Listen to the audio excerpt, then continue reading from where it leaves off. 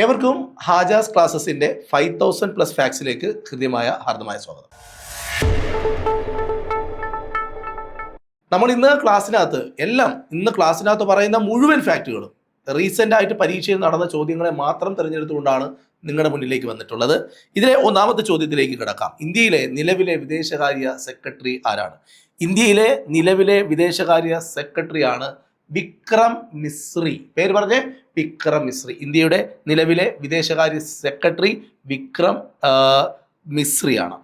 1904 ഗാന്ധിജി ഡർബനിൽ നിന്നും ആരംഭിച്ച പത്രം ഏതാണ്? ഡർബനിൽ നിന്നും ഗാന്ധിജി ആരംഭിച്ച പത്രം ഒരുപാട് പരീക്ഷകളിൽ ചോദിച്ചിട്ടുണ്ട്. പത്രത്തിന്റെ പേര് ഇന്ത്യൻ ഒപ്പീനിയൻ എന്നാണ്. Indian opinion.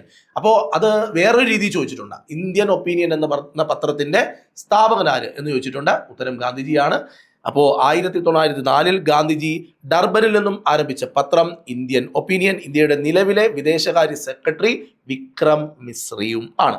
ഇനി അടുത്തത്, മലബാർ ജില്ലാ കോൺഗ്രസിന്റെ ആദ്യത്തെ സമ്മേളനം 1916 പാലക്കാട് വെച്ച് നടന്നപ്പോൾ അധ്യക്ഷത വഹിച്ചത് ആനി ബെസന്റ്. അപ്പോൾ മലബാർ ജില്ലാ കോൺഗ്രസിന്റെ ആദ്യത്തെ സമ്മേളനം 1916 പാലക്കാട് വെച്ച് നടന്നപ്പോൾ അതിന് അധ്യക്ഷത വഹിച്ച വ്യക്തിയുടെ പേര് ആനി ബെസന്റ് എന്നാണ്. ഇന്ത്യയിലെ ഏറ്റവും നീളം കൂടിയ ദേശീയപാത NH-44 ആണ്. NH-44. അപ്പൊ 4 പോയിന്റുകൾ സെറ്റാണ്. ഇന്ത്യയുടെ നിലവിലെ വിദേശകാര്യ സെക്രട്ടറി വിക്രം മിശ്രിയാണ്. 1904 ഗാന്ധിജി ഡർബനിൽ വെച്ച് ആരംഭിച്ച പത്രം പറഞ്ഞോ നിങ്ങൾ പറഞ്ഞോണേ. ഞാൻ ഇത് രണ്ടാമത്തെ തവണ പറയുമ്പോൾ നിങ്ങൾ പറയണം. ഇപ്പൊ തൊട്ടടുത്ത ആൾക്കാരൊക്കെ നിൽക്കണമെങ്കിൽ പറയണ്ട, മനസ്സിൽ പറയണം. 2-3 തവണ പറയണം. ഞാൻ പറയുന്നത് പോലെ പറയണം. Indian opinion. മലബാർ ജില്ലാ കോൺഗ്രസിന്റെ ആദ്യത്തെ സമ്മേളനം 1916 പാലക്കാട് വെച്ച് നടന്നപ്പോൾ അതിന്റെ അധ്യക്ഷത ആനി ബെസന്റ്. Very good. ഇന്ത്യയിലെ ഏറ്റവും നീളം കൂടിയ ദേശീയപാത ഏതെന്ന് ചോദിച്ചു കഴിഞ്ഞാൽ NH-44. ഓക്കെ അല്ലേ? ക്ലിയർ അല്ലേ? നോക്കൂ, ദോഡ ബെട്ട കൊടുമുടി സ്ഥിതി ചെയ്യുന്ന പർവ്വതനിര ഏതാണ്? ദോഡ ബെട്ട, അത് നീലഗിരി കുന്നുകളിലാണ് ദോഡ ബെട്ട കൊടുമുടി സ്ഥിതി ചെയ്യുന്നത്. ഇനി ഗോൾഡൻ ഫൈബർ എന്നറിയപ്പെടുന്നത് ചണത്തെ വിളിക്കുന്ന പേരാണ് ഗോൾഡൻ ഫൈബർ.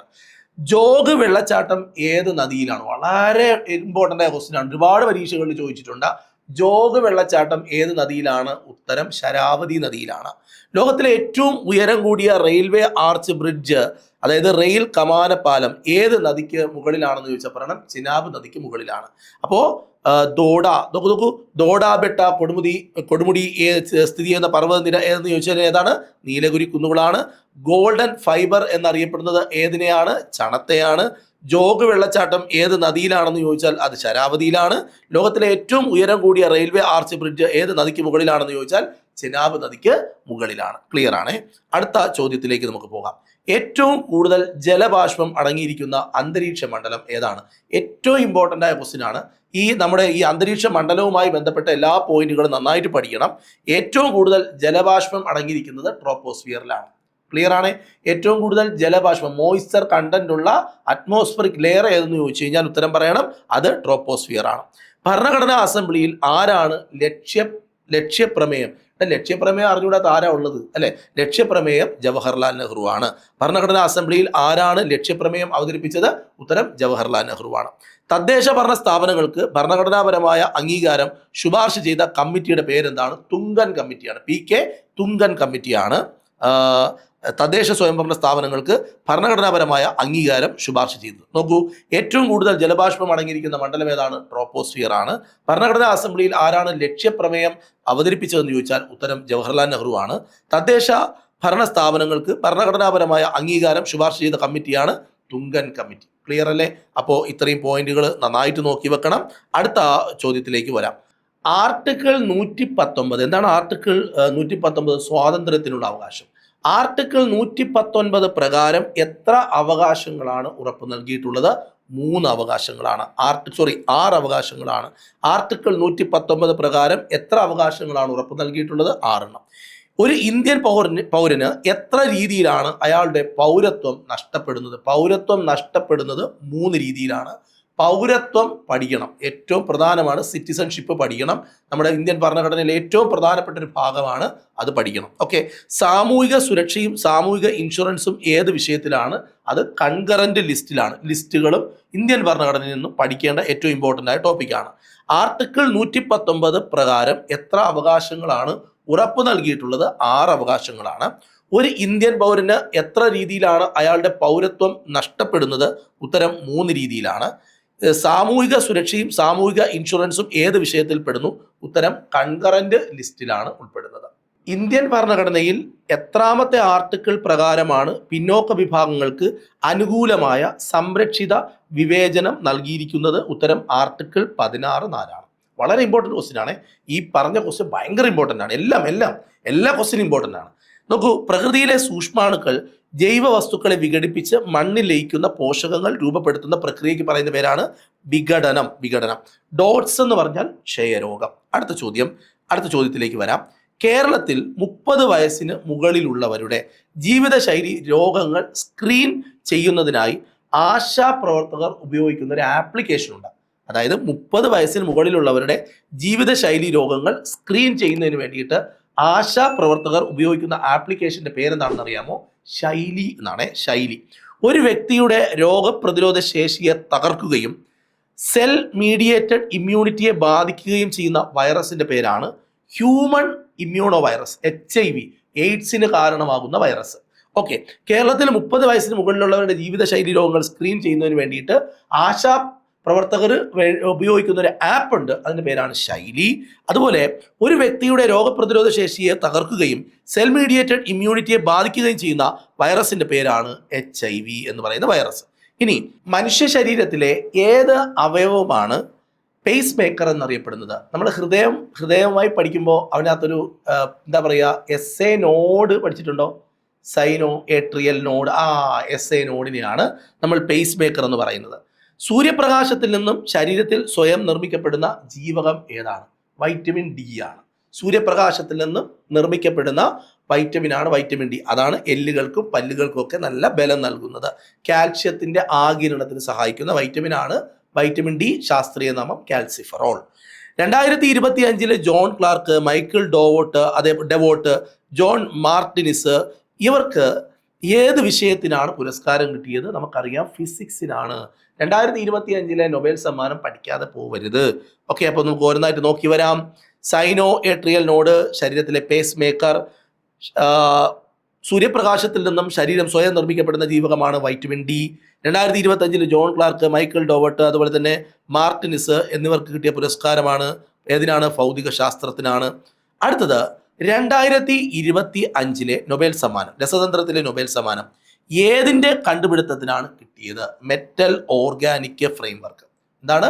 മെറ്റൽ ഓർഗാനിക് ഫ്രെയിംവർക്കിൻ്റെ പഠനത്തിനാണ്, അതിൻ്റെ റിസർച്ചിനാണ് 2025 കെമിസ്ട്രിയിലെ നൊബേൽ പ്രൈസ് കിട്ടിയത്. ഹൈഡ്രജൻ ആറ്റത്തിൻ്റെ ഐസോട്ടോപ്പുകളിൽ ഭൂമിയിൽ ഏറ്റവും കുറഞ്ഞ അളവിൽ, ഹൈഡ്രജന് 3 ഐസോട്ടോപ്പാണ്, പ്രോട്ടിയം, ഡ്യൂറ്റീരിയം, ട്രീഷ്യം. അതിന് വളരെ ട്രേസസ് എമൗണ്ട് മാത്രമേ ഭൂമിയിലുള്ളൂ എന്ന് പറയുന്നത് ഏതാണെന്ന് ചോദിച്ചാൽ ഉത്തരം അത് ട്രിഷ്യമാണ് എന്ന് പറയാം. ഓക്കെ. കേരള ഫോക്ലോർ അക്കാഡമിയുടെ ആസ്ഥാനം എവിടെയാണെന്ന് ചോദിച്ചാൽ അത് ചിറയിൽ എന്ന് പറയുന്ന ഒരു സ്ഥലത്താണ്, കണ്ണൂരാണ്. കണ്ണൂരിലെ ചിറയിൽ എന്ന് പറയുന്ന ഒരു സ്ഥലത്താണ് കേരള ഫോക്ലോർ അക്കാഡമിയുടെ ആസ്ഥാനം. 1615 കോഴിക്കോട് സന്ദർശിച്ച ആദ്യത്തെ ഇംഗ്ലീഷുകാരനാണ് വില്യം കീലിംഗ് ആണ് അദ്ദേഹത്തിൻ്റെ പേര്. നോക്കൂ, 2025 രസതന്ത്രത്തിലെ നൊബേൽ സമ്മാനം ഏതിൻ്റെ കണ്ടുപിടുത്തത്തിനാണ്? Metal organic framework. ഹൈഡ്രജൻ ആറ്റത്തിൻ്റെ ഐസോട്ടോപ്പുകളിൽ ഭൂമിയിൽ ഏറ്റവും കുറഞ്ഞ അളവിൽ കാണപ്പെടുന്നത് ട്രിഷ്യമാണ്. Protium, deuterium, tritium. 99% പ്രോട്ടിയമാണ് കേട്ടോ, 99% പ്രോട്ടിയമാണ്.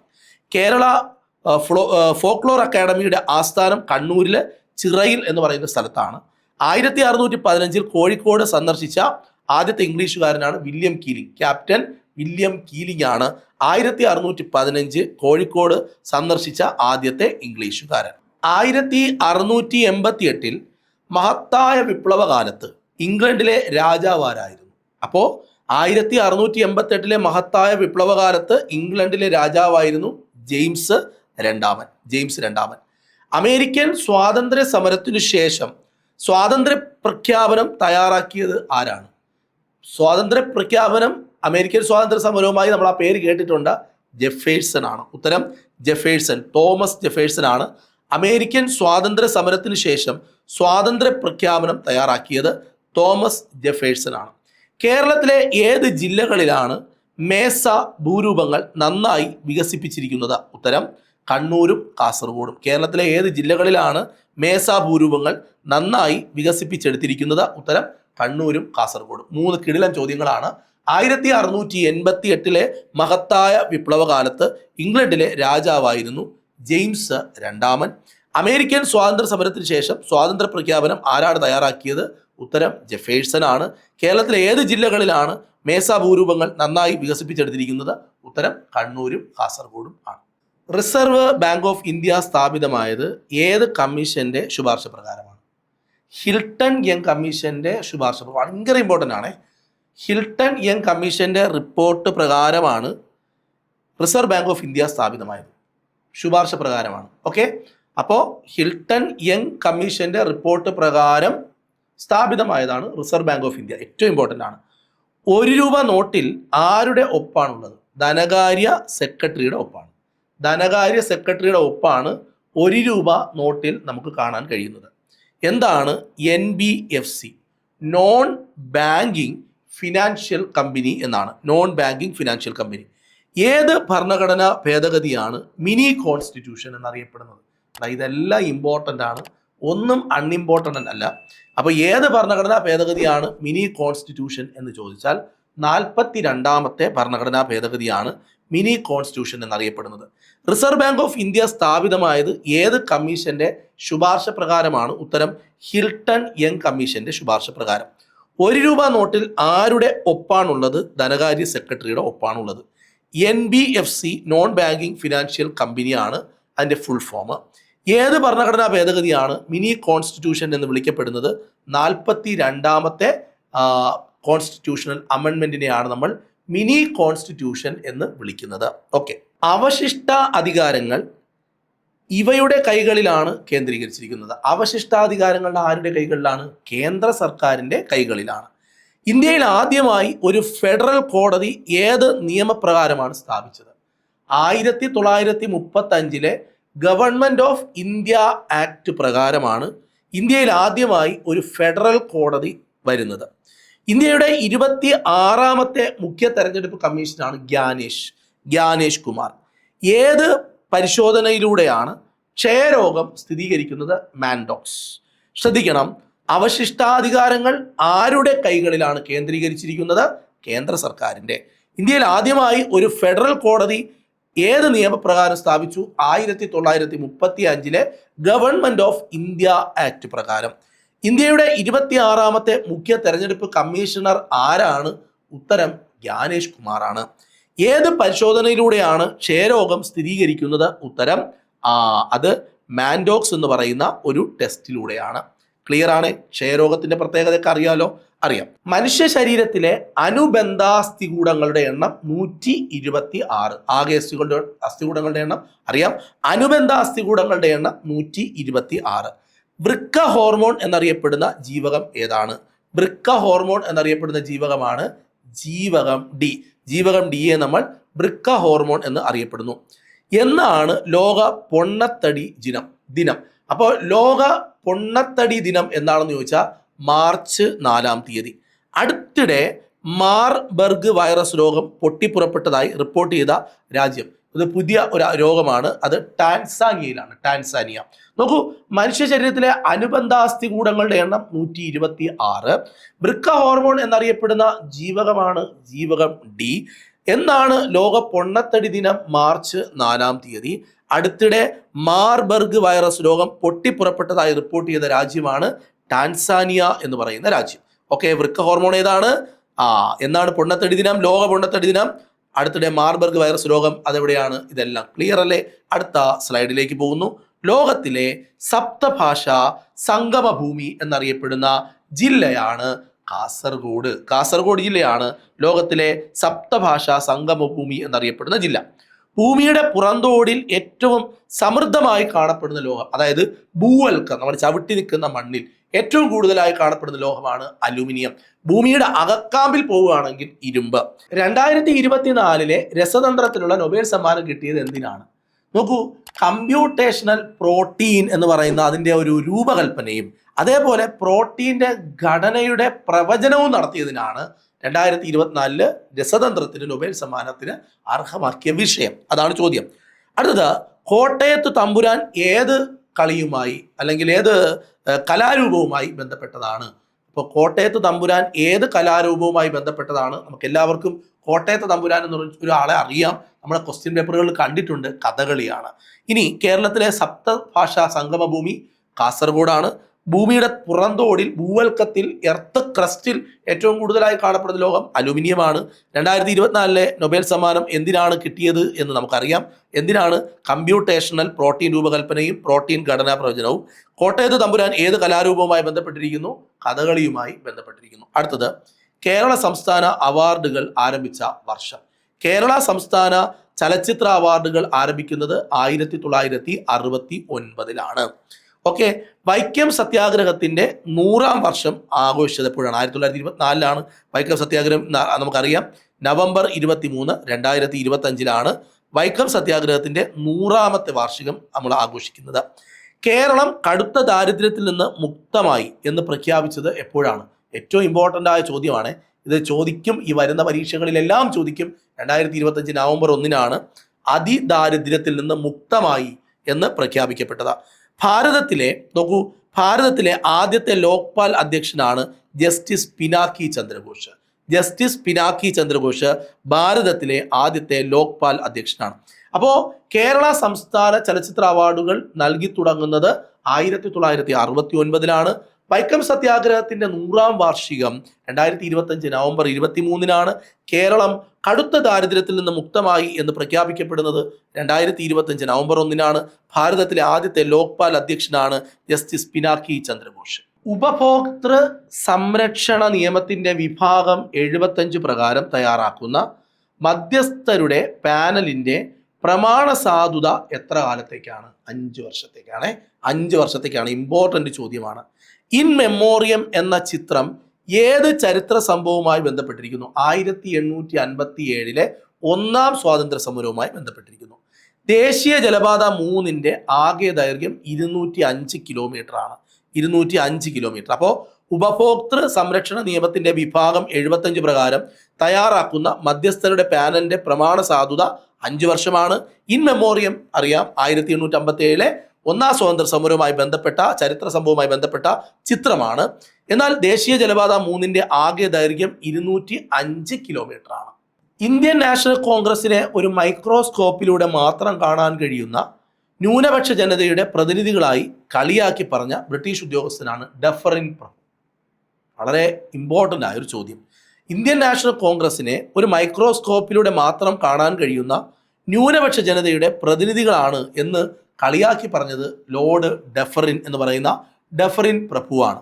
എല്ലാ പ്രധാന സമുദ്രങ്ങളുടെയും ഉപരിതലത്തിൽ രൂപം കൊള്ളുന്നതും ഭ്രമണം ചെയ്യുന്നതുമായ സമുദ്രജല സംവിധാനങ്ങൾ, ഇത് വൃത്താകൃതിയിൽ സമുദ്രജല പ്രവാഹങ്ങൾ രൂപം കൊള്ളുന്നതിന് കാരണമാകാറുണ്ട്. ഇതിനെ പറയുന്ന പേരാണ് ഗൈറുകൾ എന്ന് പറയും. ഗൈറുകൾ എന്ന് പറയും. അപ്പോൾ ഇന്ന് നമ്മളൊരു 50ഓളം ക്വസ്റ്റ്യൻ നോക്കി എന്നാണ് എൻ്റെ ഒരു അറിവ്. നിങ്ങൾക്ക് ഈ സെഗ്മെൻറ്റിനെ കുറിച്ചുള്ള കമൻറ്റുകൾ കൃത്യമായി രേഖപ്പെടുത്തണം. 5000+ ഫാക്സുകളെല്ലാം കാണണം. അതോടൊപ്പം മാസ്റ്റർ ക്ലാസ് എന്ന് പറഞ്ഞാൽ എന്താ? മാസ്റ്റർ ക്ലാസ് നമ്മുടെ യൂട്യൂബിൽ അപ്ലോഡ് ചെയ്യുന്ന ഒരു പ്രധാനപ്പെട്ട ക്ലാസ്സാണ്. അതിനകത്ത് ഒരു ടോപ്പിക്ക് ഡീറ്റെയിൽ ആയിട്ട് പറയാം. അതിൻ്റെ വെളിയിൽ നിന്നൊരു പോയിന്റ് ഇല്ല. അത്രയും എന്താ പറയുക, സൂക്ഷ്മമായി എല്ലാ പോയിന്റുകളും ഉൾപ്പെടുത്തിക്കൊണ്ട് നടത്തുന്ന റിട്ടുകൾ ഉണ്ടായിരുന്നു. കേരളത്തിൽ ആദ്യത്തെ മന്ത്രിസഭയുണ്ടായിരുന്നു. ഇങ്ങനെ എല്ലാം അതിനകത്തുണ്ട്. തിങ്കൾ വ്യാഴം ദിവസങ്ങളിലാണ് നമ്മൾ എന്ത് അപ്ലോഡ് ചെയ്യുന്നത്? സയൻസ്. നമുക്ക് വീണ്ടും കാണാം. Bye bye.